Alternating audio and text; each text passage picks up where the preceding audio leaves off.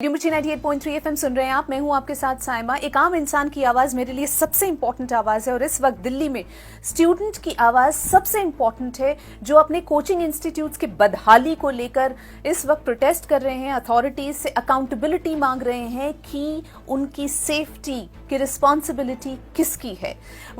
अभी कुछ दिन पहले जो है राजेंद्र नगर के एक बहुत बड़े कोचिंग इंस्टीट्यूट में 3 स्टूडेंट्स की मौत हो गई सिर्फ और सिर्फ लापरवाही की वजह से, नेग्लिजेंस की वजह से। उस रोज दिल्ली में बहुत तेज बारिश हुई जिसकी वजह से इंस्टीट्यूट की जो बाहर वाली रोड है वहां पे बहुत वाटर लॉगिंग हो गई। बाद में एक वीडियो सामने आया जहां पे दिखा कि वो जब पानी भरा हुआ है उस रोड पे, तो उस रोड से एक एसयूवी गुजरती है और उसके बाद चूंकि पानी इस तरफ बढ़ जाता है, वो कोचिंग इंस्टीट्यूट के बेसमेंट की तरफ जाता है और तेजी से बेसमेंट में पानी भर जाता है। और कह रहे हैं वो जो तेजी से बेसमेंट में पानी भरा उसकी वजह से उन स्टूडेंट्स की मौत हुई। इस वक्त जब मैंने वो रिपोर्ट पढ़ी कि 4-5 लोगों के खिलाफ एफआईआर हुई है, जिसमें शामिल हैं वो एसयूवी के ड्राइवर जिनके अगेंस्ट एफआईआर हुई है, और वो जो है कोर्ट में ये कह रहे हैं कि मेरा कोई इंटेंशन नहीं था, ना मुझे पता था उस रोड पे पानी भरा था, मैं अपनी गाड़ी लेकर वहां से गुजर रहा था, गाड़ी की स्पीड भी 15 किलोमीटर के आसपास की है, तो मेरे ऊपर कार्रवाई क्यों। वो पढ़ के मुझे ऐसा लगा कि अमूमन जो है दिल्ली की सड़कों पे पानी भरता है, हम गाड़ियां लेकर निकलते हैं, हमें नहीं पता कि जब हमारी गाड़ी निकलती है वो पानी कहाँ जा रहा है, हमारी कोई इंटेंशन नहीं होती, हमें कुछ पता नहीं होता। लॉ इसमें क्या कहता है, कानून क्या कहता है। मेरी बात हुई एक practising lawyer advocate Soutik Banerjee से, जिन्होंने समझाया कि एक ड्राइवर के खिलाफ मुकदमा कब हो सकता है। सड़क पे पानी भरा हुआ है, सिविक अथॉरिटीज ने उस सड़क को बंद नहीं किया। गाड़ी सिर्फ सड़क पे ही चल सकती है, कहीं और चलाने पे मेरे पे चालान लगेगा। I can not drive the car on a pavement, right. तो अब अगर मैं सड़क पे गाड़ी चला रहा हूँ और उस सड़क में पानी भर रहा है सिविक अथॉरिटीज की वजह से, and it is nobody's case कि उसने 100-150 की स्पीड में रेसिडेंशियल एरिया में गाड़ी चलाई, गाड़ी 15-20 की स्पीड पे चल रही है, पानी के अंदर उतनी में ही चल सकती है।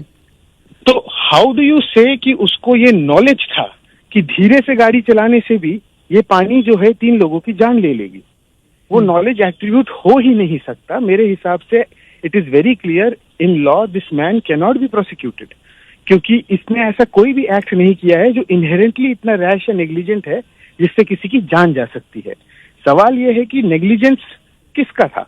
नेग्लिजेंस उसका था जिसने सिविक अथॉरिटीज ने उस रास्ते में पानी भरने दिया, उस रास्ते को उसके बाद अनफिट फॉर ट्रांसपोर्ट नहीं डिक्लेयर किया गया, गाड़ियां चलने दी, बेसमेंट के कंस्ट्रक्शन के परमिट्स आराम से मिलते हैं।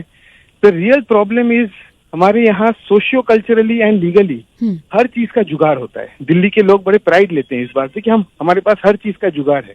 Unfortunately the flip side of जुगाड़ इज हर चीज में करप्शन चलता है। इज दैट एटीट्यूड जिसका फेटल रिजल्ट जो है उन 3 बच्चों को अपनी जान गंवाकर देनी पड़ी है। और अब एक ओवरकिल हो रहा है, रिएक्शन हो रहा है, ज्यादा लोगों को अरेस्ट कर दो, बिल्डिंगें तोड़ दो, बुलडोजर चला दो। This is just eye wash.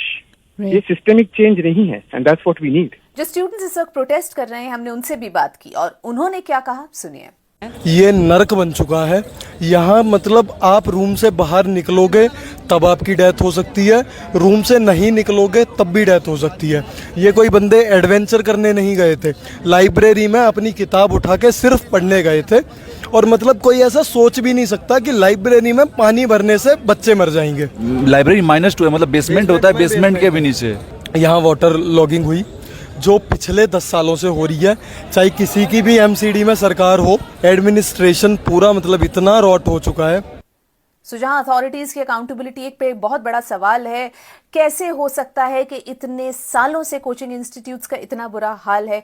वहां पे डॉक्टर विक्रम जिस वक्त यूपीएससी की तैयारी कर रहे हैं और पढ़ा भी रहे हैं ताकि कुछ पैसे जमा करें, सपोर्ट कर सकें अपनी फी को, उन्होंने आज जो हमारे आईएएस ऑफिसर्स हैं, आईपीएस ऑफिसर्स हैं, उनसे भी एक सवाल किया।